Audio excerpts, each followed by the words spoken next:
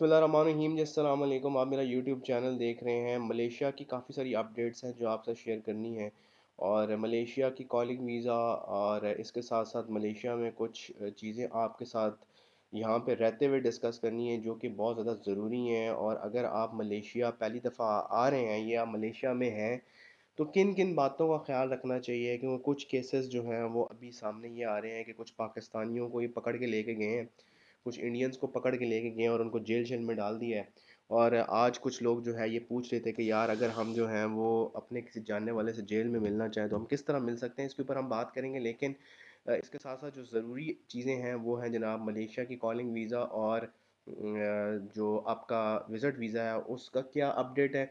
और अगर आप मलेशिया का कॉलिंग वीज़ा लेना चाह रहे हैं और आप एजेंट से कैसे बाईपास करके आप वीज़ा ले सकते हैं। आम ज़बान में हम ये कह सकते हैं कि एजेंट को बीच में इन्वॉल्व किए हुए हम ना इन्वॉल्व करें। हम उससे वीज़ा नहीं लेना चाहते, हम खुद वीज़ा लेना चाहते हैं तो हम कैसे ले सकते हैं, जो कि बहुत आसान है तरीका।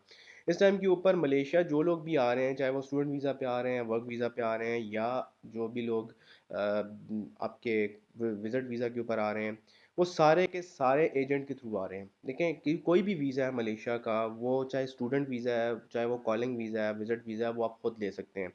आप एजेंट से वीज़ा लेंगे तो आपसे वो अपना मार्जिन ज़रूर रखेगा, और जो भी एजेंट वीज़ा बेचेगा उसके पास डायरेक्ट वीज़े कभी भी नहीं होंगे, वो इनडायरेक्ट वीज़े होंगे।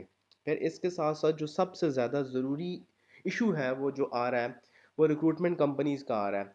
देखिए कोई भी विज़िट जो है, जब या कोई भी कॉलिंग वीज़ा है, हम विज़िट की बात बाद में करते हैं। जो कॉलिंग वीज़ा है वो इस टाइम के ऊपर जो मलेशिया में मिल रहा है कॉलिंग वीज़ा, वो तकरीबन 1500 रिंगिट से 2000 रिंगिट के दरमियान मिल रहा है, या 2000 से 2500 रिंगिट के दरमियान मिल रहा है। या ऑन एवरेज आप ये कर लें कि आज कल मलेशिया में जो कॉलिंग वीज़ा है वो 1500 रिंगिट से 2 2500 रिंगिट के दरमियान मिल रहा है।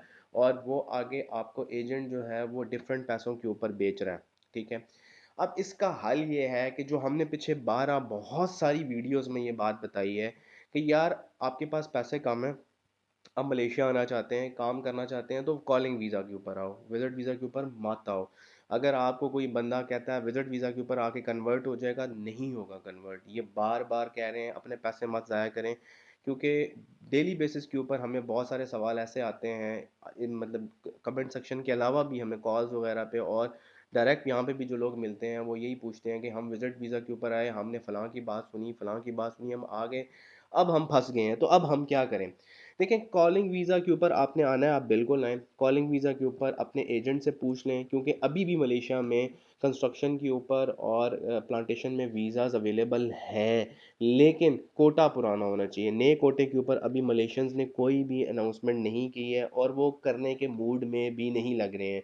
अगर आप 15 जून से 15 जुलाई का इंतज़ार कर रहे हैं तो आप उम्मीद रख सकते हैं, लेकिन लगता नहीं है, क्योंकि इस टाइम के ऊपर मलेशियंस का जो इस टाइम के ऊपर मलेशियन जो सोच रहे हैं वो थोड़ा डिफरेंट स्टाइल से सोच रहे हैं। वो शायद लोग अगर इंतज़ार कर रहे हैं, तो मेरा जहाँ तक ख्याल है, आपको बहुत सारी बात बुरी भी लग सकती है, आपके दिल के ऊपर भी बुरी लग सकती है, आपको हर्ट भी कर सकती है, लेकिन रियलिटी बतानी चाहिए कि मलेशियंस इस टाइम के ऊपर कॉलिंग अप्रूवल्स के मूड में नहीं हैं। अभी वो स्पेशल पास वालों को कुछ करेंगे, अभी जिन जिन लोगों को पकड़ा है उनका कुछ सीन करेंगे, उसके बाद जाके अप्रूवल्स की बारी आएगी। अगर आपके एजेंट के पास पुराने अप्रूवल्स पड़े हुए हैं तो आप उसको कहो भाई मुझे वीज़ा दे दो, मैंने मलेशिया आना है। अगर अगर आपके किसी दोस्त भाई कज़न कोई जान पहचान वाला बंदा जिस कंपनी में काम कर रहा है, जो आपको बुलाना चाह रहा है, अगर उसकी कंपनी में कोई वीज़ा है तो आपको एजेंट के मुकाबले में वो वीज़ा कम मिल जाएगा। आप क्या करें, अपने जानने वाले से कहें कि जो एजेंट वीज़ा मुझे 7-8 लाख रुपए का देगा, आप मुझे 4 लाख का दे दें, 5 लाख का दे दें। देखिए अगर 2000 रिंगिट का जो है अगर वीज़ा देता है मलेशिया में एक कंपनी का मालिक, तो या कंपनी का जो एजेंट है जो भी है, तो इसका मतलब ये है कि एवरेज 1,20,000 रुपये का वीज़ा है। ठीक है। जो कि एजेंट आपको 7 लाख 8 लाख, चलें उसमें हम टिकट भी शामिल कर लेते हैं, 1.5 लाख रुपए का टिकट है, मतलब ये आपका 3 लाख हो गया।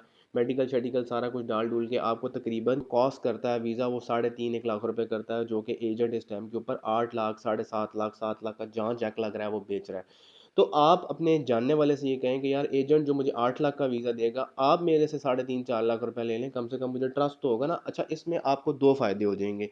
एक फ़ायदा आपको ये हो जाएगा कि आपके पैसे रिस्क में नहीं जाएँगे। एजेंट को आपने दिया, एजेंट भाग गया, क्या करेंगे? ठीक है। लेकिन अगर जान-पहचान वाले बंदे को देंगे, कोई भाई दोस्त को देंगे, तो आपको ये फ़ायदा होगा, मैंने फलाँ बंदे को पैसे दिए, कल मेरा काम ना बना तो मुझे पैसे वापस मिल जाएँगे। लेकिन बात वो है कि सेफ साइड के ऊपर रहना है, सेफ़र साइड के ऊपर रहना है। अब बहुत सारे लोगों को पकड़ा है मलेशियन इमिग्रेशन ने। अब मलेशियन इमिग्रेशन ने अगर पकड़ा है तो उसको पकड़ के डाला है जेल में, ठीक है। पुलिस आपको पकड़ के लेके जाती है। पहली तो बात ये है कि अगर आप मलेशिया में हैं और आपको पुलिस पकड़ लेती है तो आपको सीधा सीधा जो है वो अपना किसी जान पहचान वाले बंदे को इन्फॉर्म करें। वो गूगल के ऊपर देखे, आगे पीछे जो भी थाना लगता है उसके ऊपर जाए, बात करें। लेकिन आपने फ़ोन उस बंदे को करना है जिस बंदे के पास परमिट है। अगर परमिट नहीं होगा, वो बंद आपको कभी भी मिलने नहीं दिया जाएगा। लेकिन इसके साथ साथ अगर जो है, अगर आप मलेशिया में आपको इमिग्रेशन पकड़ लेती है तो वो या तो आपको डिपोर्ट करेगी या आपको जुर्माना करेगी। वो दोनों सिनेरियोज हैं। लेकिन आप कोशिश करें, बच के रहें इन सारे सिनेरियो से। मलेशिया में आपको पकड़ा क्यों जाता है, आपको जेल में पुलिस क्यों डालती है या इमिग्रेशन क्यों डालती है? इमिग्रेशन आपको तब डालेगी अगर आप मलेशिया में इलीगल हैं। देखिए, विजिट वीज़ा के ऊपर बहुत सारे लोग ऐसे हैं जो इलीगल हो चुके हैं। तो भाई, बेहतर ये है स्पेशल पास पकड़ो और पाकिस्तान वापस चले जाओ। बेहतर ये है कि अपने लिए मसले मत बनाओ, कल डिपोर्ट हो जाओगे, ब्लैक लिस्ट हो जाओगे, ज़िंदगी भर मलेशिया नहीं आ सकोगे। अगर आना भी चाहोगे, देखिए मलेशिया के हालात बदलते हैं, अच्छे भी आते हैं, बुरे भी आते हैं।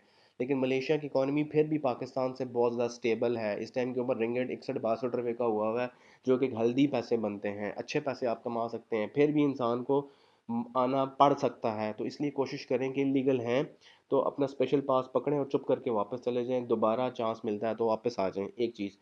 दूसरी बात है, अगर आपको पुलिस पकड़ती है तो पुलिस आपको ये पकड़ेगी कि आपने किसी के साथ लड़ाई लुड़ी कर ली, आपने किसी के साथ बदतमीजी कर ली, उसने कंप्लेन कर दी, या किसी लोकल के साथ आपने बदतमीजी कर ली, उसने कंप्लेन कर दी, आपको तब भी पुलिस पकड़ के ले जाएगी।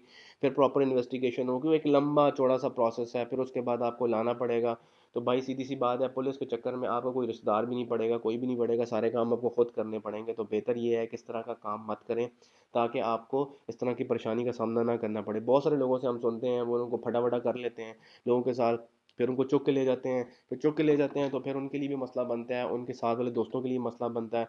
तो जिसके पास परमिट होगा, सिर्फ और सिर्फ पुलिस और इमिग्रेशन उससे मिलने देगी। बाकी जो लोग, जिसके पास वर्क परमिट होगा, नहीं होगा, उसको नहीं मिलने देगी। तो कोशिश करें, बच के रहें। और अगर आप विजिट वीज़ा के ऊपर मलेशिया में हैं तो कोई फ़ायदा नहीं है, अपने पैसे मत ज़ाया करो, लोगों की बातों में मत आओ। लोग आपको मिसगाइड करते हैं। हम मलेशिया में बैठे हुए हैं, हम डेली बेसिस के ऊपर देखते हैं। इस टाइम के ऊपर कॉलिंग वीज़ा इतनी परेशानी नहीं है जितनी उन लोगों के लिए परेशानी है जो इलीगल हैं। तो ये पाकिस्तान नहीं है, यहाँ पे रूल्स एंड रेगुलेशंस फॉलो किए जाते हैं। यहाँ प्रॉपर पुलिस अपना काम करती है, यहाँ पे इमिग्रेशन अपना काम करती है। तो पूरी दुनिया से लोग मलेशिया आते हैं, काम करने के घर से आते हैं, टूरिस्ट बोल के आते हैं, घूमते फिरते हैं, वापस चले जाते हैं। यहाँ का जो इमिग्रेशन डिपार्टमेंट है वो बहुत एक्टिव है। इसलिए आप इस तरह का स्टंट मत खेलें अपने साथ कि आपको परेशानी का सामना करना पड़े। मेरे चैनल के ऊपर अगर आप पहली दफ़ा आ रहे हैं, मेरे चैनल को लाइक एंड सब्सक्राइब कर लें, बेल आइकन को दबा लें। यहाँ पे आपको मिलती हैं मलेशिया के हवाले से लेटेस्ट अपडेट्स। मिलते हैं जनाब, अपना बहुत ख्याल रखिएगा। अल्लाह हाफ़िज़।